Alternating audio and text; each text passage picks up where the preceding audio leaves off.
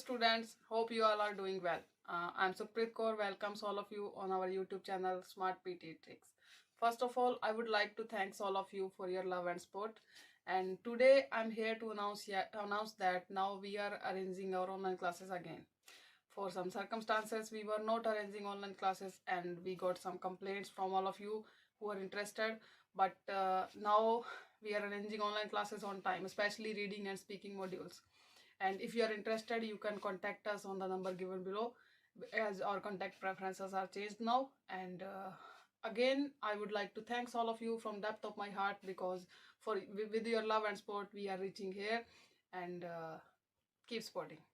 Daniel Harris, a scholar of consumption and style, has observed that until photography finally supplanted illustration as the primary means of advertising clothing, in the 1950s, glamour adhered less in the face of the drawing, which was by necessity schematic and generalized, than in the sketch's attitude, posture, and gestures, especially in the strangely dainty positions of the hands.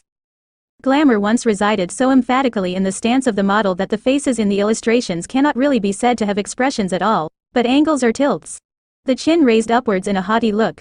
The eyes lowered in an attitude of introspection. The head cocked at an inquisitive or coquettish angle.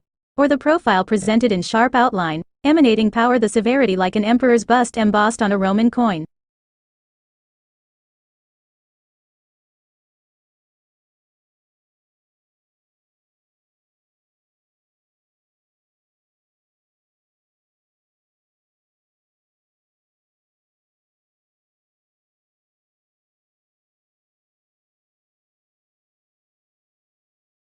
Affordable early years education and childcare potentially enables parents, particularly mothers, to be in paid employment.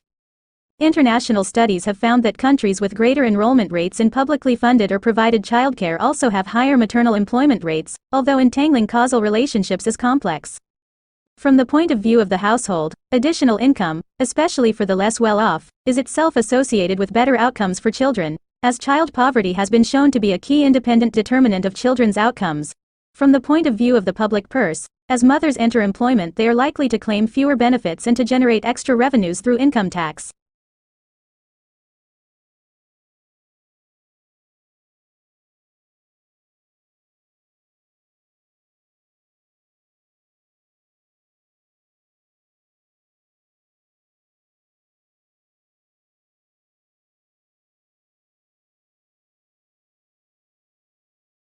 Look at the recent Most Respected Companies survey by the Financial Times.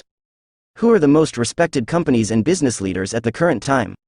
Rather predictably, they are Jack Welch and General Electric, and Bill Gates, and Microsoft. Both have achieved their world-class status through playing nice. Welch is still remembered for the brutal downsizing he led his business through and for the environmental pollution incidents and prosecutions.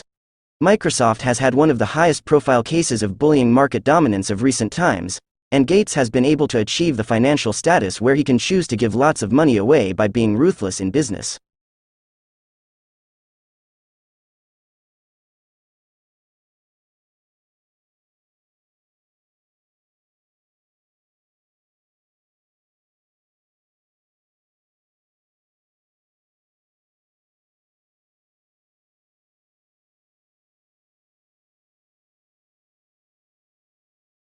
The fall of smallpox began with the realization that survivors of the disease were immune for the rest of their lives. This led to the practice of variolation, a process of exposing a healthy person to infected material from a person with smallpox in the hopes of producing a mild disease that provided immunity from further infection. The first written account of variolation describes a Buddhist nun practicing around 1022 to 1063 AD. By the 1700s, this method of variolation was common practice in China, India, and Turkey. In the late 1700s, European physicians used this and other methods of variolation, but reported devastating results in some cases. Overall, 2% to 3% of people who were variolated died of smallpox, but this practice decreased the total number of smallpox fatalities by tenfold.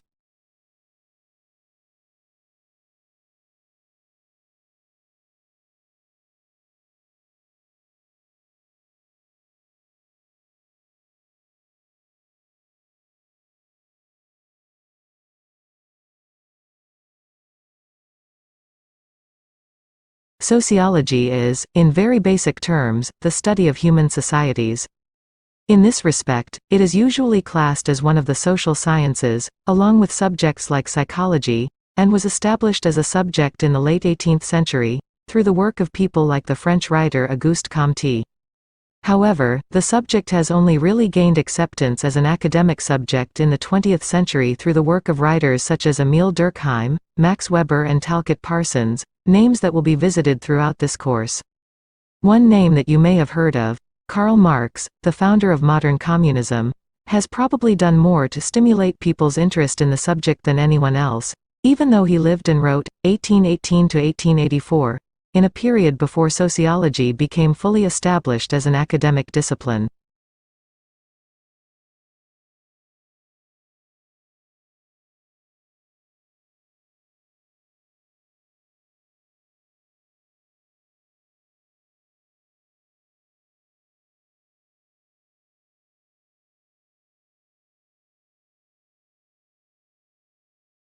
The study of objects constitutes a relatively new field of academic enquiry, commonly referred to as material culture studies. Students of material culture seek to understand societies, both past and present, through careful study and observation of the physical or material objects generated by those societies. The source material for study is exceptionally wide, including not just human-made artifacts but also natural objects and even preserved body parts, as you saw in the film, Encountering a Body. Some specialists in the field of material culture have made bold claims for its preeminence. In certain disciplines, it reigns supreme. It plays a critical role in archaeology, for example, especially in circumstances where written evidence is either patchy or non-existent.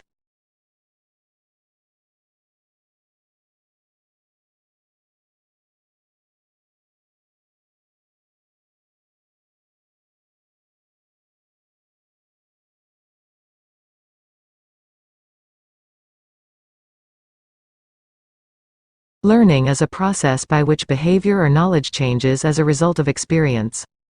Learning from experience plays a major role in enabling us to do many things that we clearly were not born to do, from the simplest tasks, such as flipping a light switch, to the more complex, such as playing a musical instrument.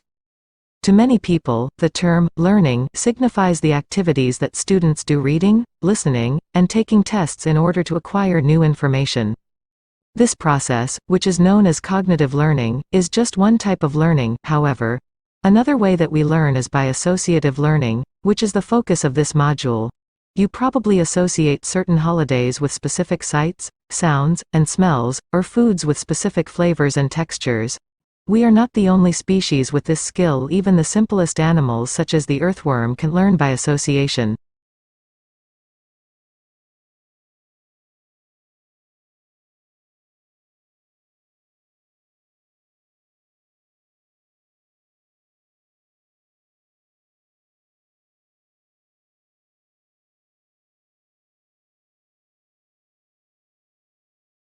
Snails are not traditionally known for quick thinking, but new research shows they can make complex decisions using just 2 brain cells in findings that could help engineers design more efficient robots. Scientists at the University of Sussex attached electrodes to the heads of freshwater snails as they searched for lettuce. They found that just one cell was used by the mollusk to tell if it was hungry or not, while another let it know when food was present. Food searching is an example of goal-directed behavior, during which an animal must integrate information about both its external environment and internal state while using as little energy as possible. Lead researcher Professor George Kemenes said, "This will eventually help us design the brains of robots based on the principle of using the fewest possible components necessary to perform complex tasks."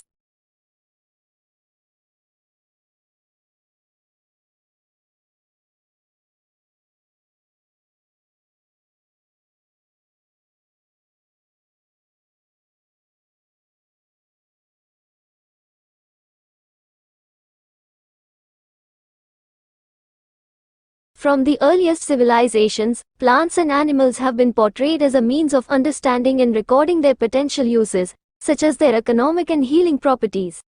From the first illustrated catalogue of medicinal plants, the Materia Medica by Dioscorides, in the 1st century, through to the late 14th century, the illustration of plants and animals changed very little. Woodcuts in instructional manuals and herbals were often repeatedly copied over the centuries, resulting in a loss of definition and accuracy so that they became little more than stylized decoration. With the growing popularity of copperplate engravings, the traditional use of woodcuts declined and the representation of plants and animals became more accurate.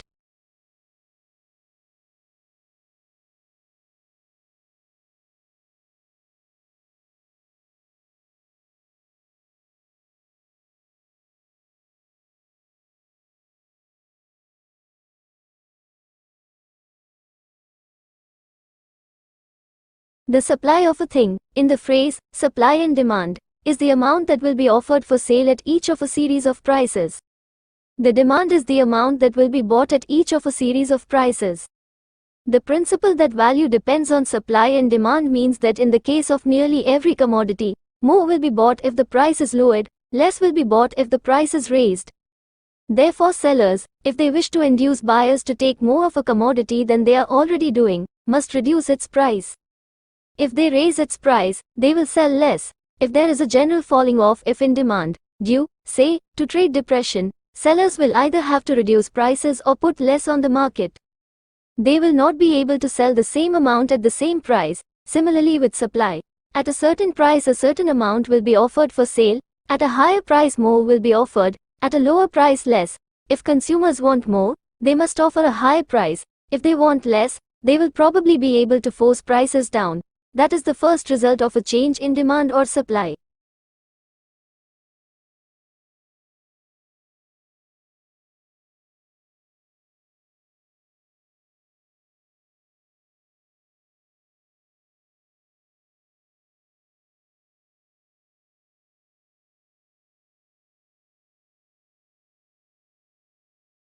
Some children may need to learn to stand up for their own ideas, especially when these do not conform to those of the rest of the group. But children also need to learn discretion, so that they can judge when it is appropriate to be divergent and original, and when it is appropriate to conform.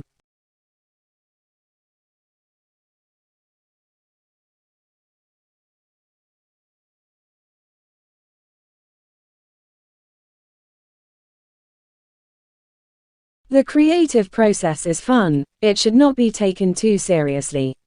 Creativity may seem like a fun, self-indulgent activity to counteract the more serious work of the classroom.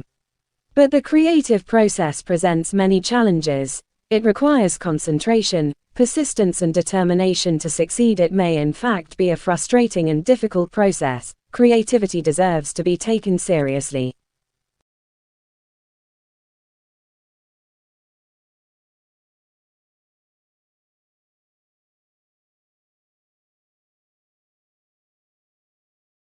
Adults, therefore, can act as supporters and coaches, facilitators and models of creativity for children. But on the other hand, adults also have the potential to stifle opportunities for creativity by being overly didactic or prescriptive. They can limit creativity by discouraging fantasy or by having low expectations about what young children are able to achieve.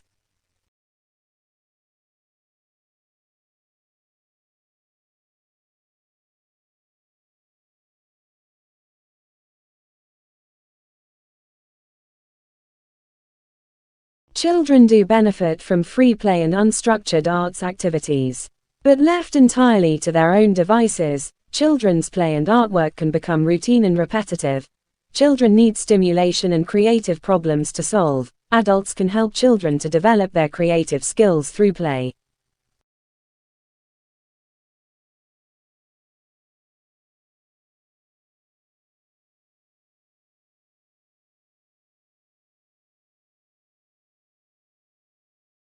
The Arts Council of England asked the NFER to summarize recent research and theory on creativity in early childhood.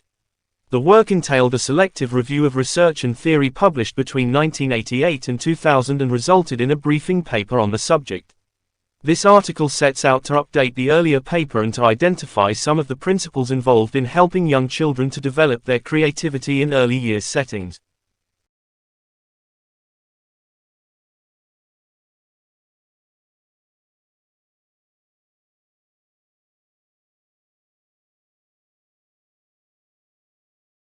Children find it easy to transfer learning from one domain to another.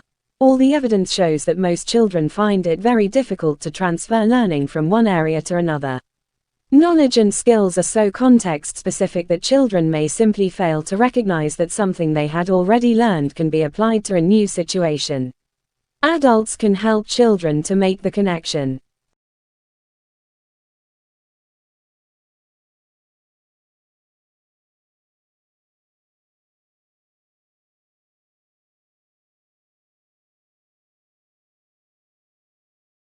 Creativity is limited to arts subjects.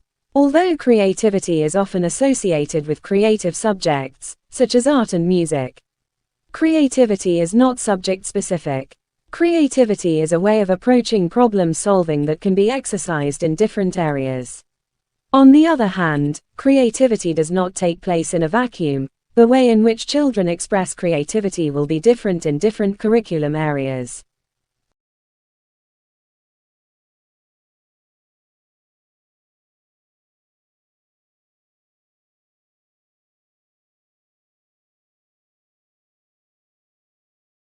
There is a balance to be struck here, because insisting on extensive knowledge and skill development can be stultifying.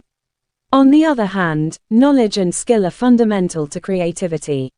Existing knowledge of the world is a starting point for young children's play.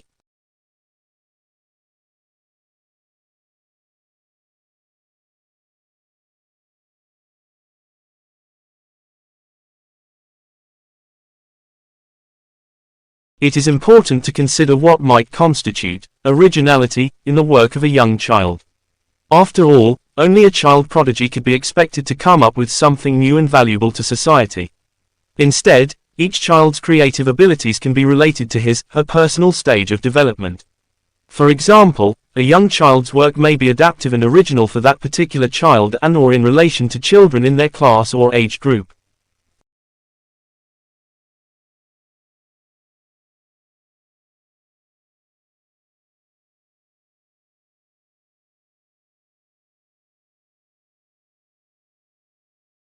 While there is a body of research into the impact of artists in school schemes, the role of artists in encouraging young children's creativity has not yet been well researched.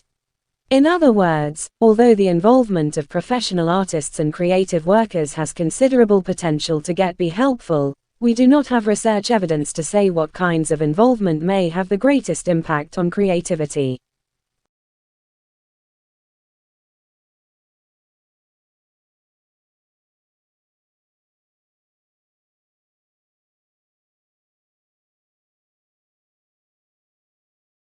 These definitions have been welcomed as giving recognition to the importance of creativity and the role of education in encouraging creative development. The appearance of creativity as an aim of the curriculum in England is part of a trend to recognize the importance of creativity internationally.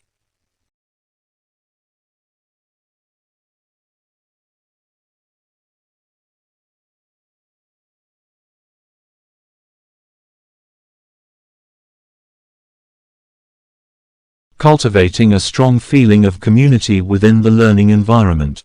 In addition, students encountering difficulties pertaining to language acquisition or cultural adjustment can access counseling and support services, which are widely accessible. These services aim to promote the well-being and academic achievement of these students.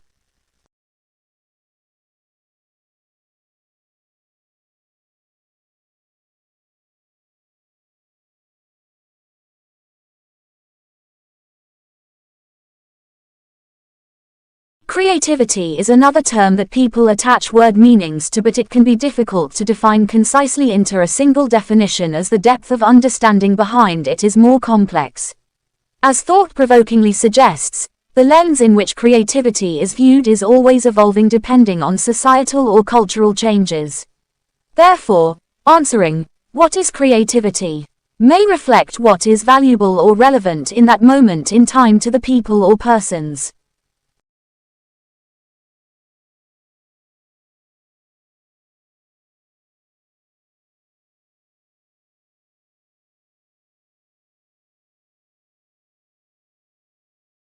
The adoption of this complete mini-bilingual program aims to empower our varied student group.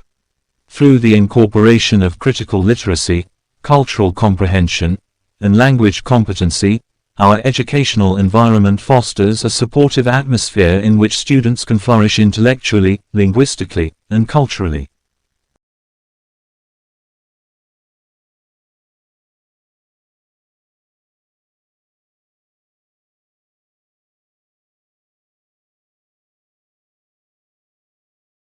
Teaching and learning has the opportunity to explore more deeply into a subject which enables children to be more inquisitive through questioning and personal inquiry from the theme.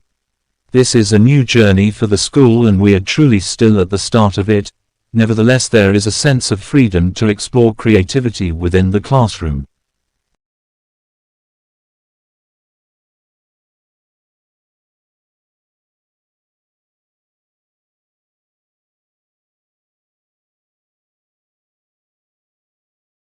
The primary exposures of the children are also ensured to be the same language speaking so that strategic mental growth can be supported.